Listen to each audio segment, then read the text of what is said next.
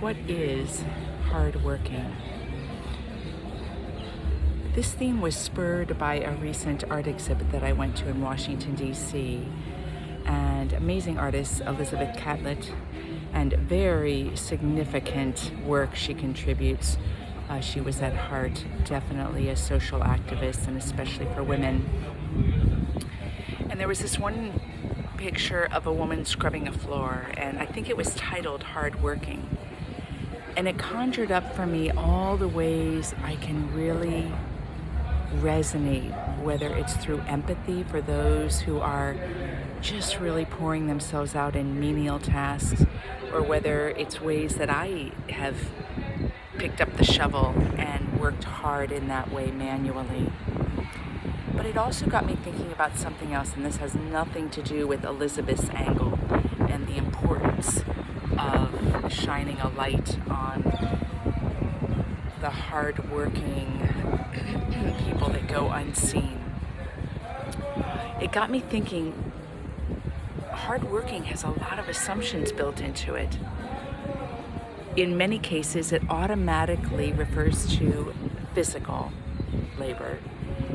And in many ways, it refers to physical labor that's suffering in some way.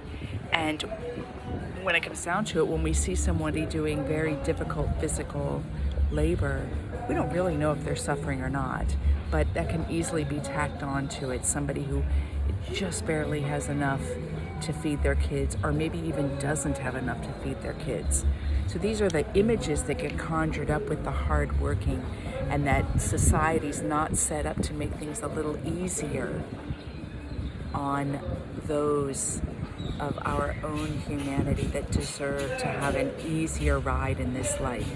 So I think it's really appropriate and a well-used phrase.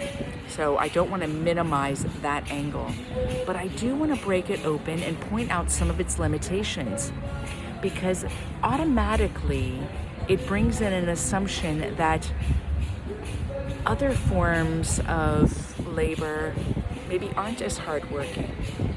And I'm going to speak specifically of an example.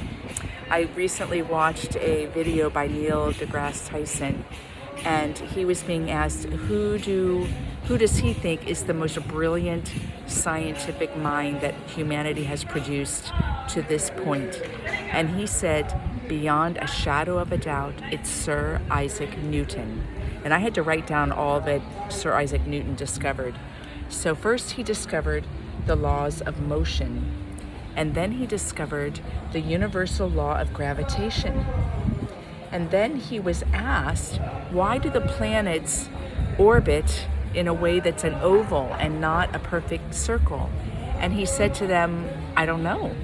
So he went home, and at a certain point, I don't know whether it was days, months, or years, he came back to that person. He says, I have my answer. And he explained why they orbit in an oval shape instead of a circular shape. And the person said, well, how did you figure that out? And he said, well, I had to invent integral and differential calculus in order to figure that out. And then after that, he discovers the law of optics, which proves that white is really it contains all the colors in it. And all of this he did before he was 26 years old. What do you think? Do you think that's hardworking?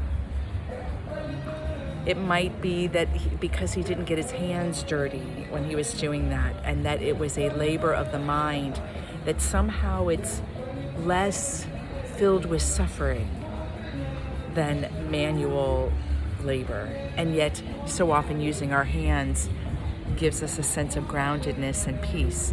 So I think my rambling way of addressing this topic is, how can we today dismantle the limitations of that phrase without minimizing the suffering of those that financially have to do really difficult, trivial jobs that other people don't want to do?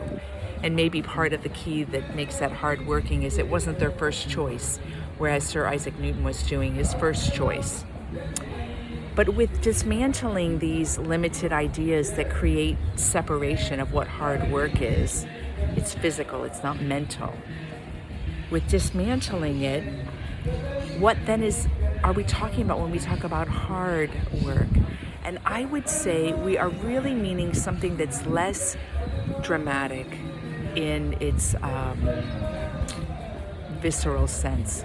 We are talking about work that is all in, totally focused, diligent, dedicated, devoted.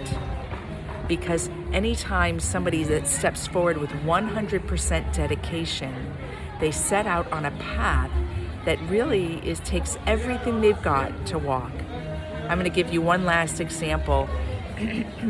When I left the monastery, oftentimes people said to me, "Oh, you were so lucky to live in a monastery where life can be peaceful and doesn't have all of the stressors of this society in it." And in one way, they're right. You are making a choice that takes out a lot of the negativity that's in our world directly. You don't have people being verbally mean to you, or murders happening before your eyes, or news that can really disturb you. That's true.